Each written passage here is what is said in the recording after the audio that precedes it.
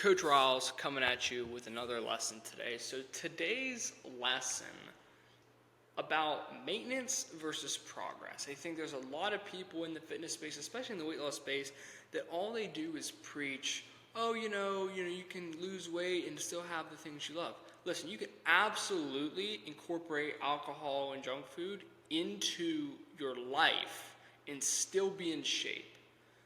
But you have to understand the difference between making progress and cutting out everything in your life, right? Because you don't need to just never drink again. You don't need to never eat junk food again. You can absolutely have those things as a part of your life. I definitely have indulged in those things inside my life.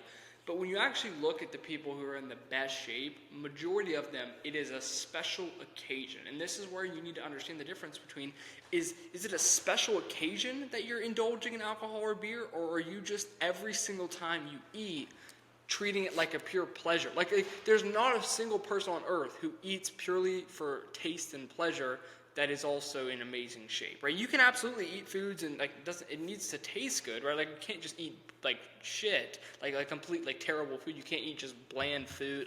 You don't have to be like a bodybuilder who's like, oh, I love the grind, I love the suck. You don't have to be insane. But this idea that you can do the exact same things that got you to a position where you're losing weight and still and get different results, it's insanity, right? So you have to understand, at some degree, you have to give something. Something's got to give. Something has to fold if you want to lose weight long term. And I'm not saying it's forever, right? It's just until you get there. You have to make progress each week. Maybe it's you stop the drinking and you cut out the junk food and the fast food. That's great. If that's Monday through Friday, and then Saturday night you enjoy some drinks, great. But you have to understand, you can't, look at the things that got you to a position where you're unhappy with your health. You can't do those same things and expect to get in amazing shape and, I can do that's what people want. A lot of people love this idea of, you can drink alcohol, 3 days a week, get trashed, have terrible sleep, eat McDonald's, and then, you can still just look insane. And I think a lot of people get frustrated. They're like, oh, I did so good.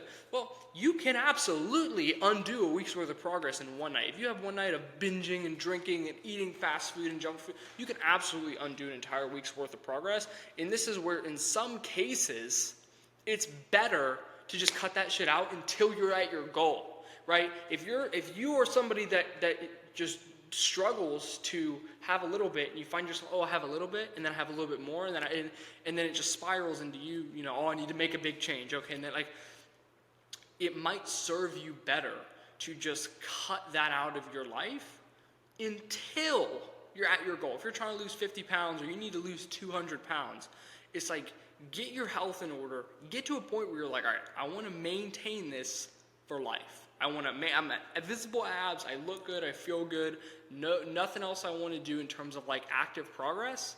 Okay, you can bump back, and then now you're at maintenance. You get 500, 750, 1,000 calories a day maybe when you're at maintenance. But this idea that you can do the exact same shit that got you to a position where you want to lose weight and make progress is insanity. So you have to understand, you have to change things if you want to lose weight. So look at your life that you probably understand. You probably understand what's causing you to gain the weight. If you looked at your week, okay, how many drinks did you have?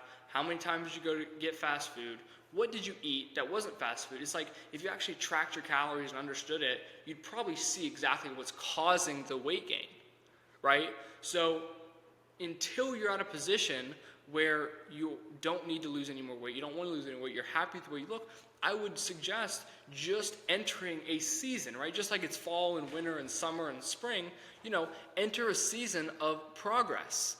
And if you're in progress mode, don't try to get some progress and then some lifestyle, because then you're going to just break even, right? Because a lot of times when people are trying to make progress, but they also want to, drink every single weekend and do all this shit, that's where you stall and you stop making progress. And so even one thing, if you're going to enjoy your life, well, then stop expecting progress. I think sometimes people get caught up mentally. They're like, oh, I did so well.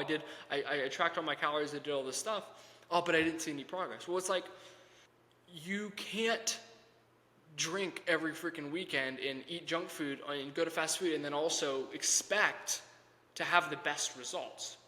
So maybe just flip your expectations. It's like, yeah, there's just trade-offs, right? You can absolutely eat junk food. You can eat junk food and drink, but at the same time, don't expect the level of results of somebody who isn't doing those things, because that's what gets the actual result in the first place. That's why people don't get the result, is because they want to do the drinking and alcohol and all the things that make it hard to lose weight. Then they also want to lose weight.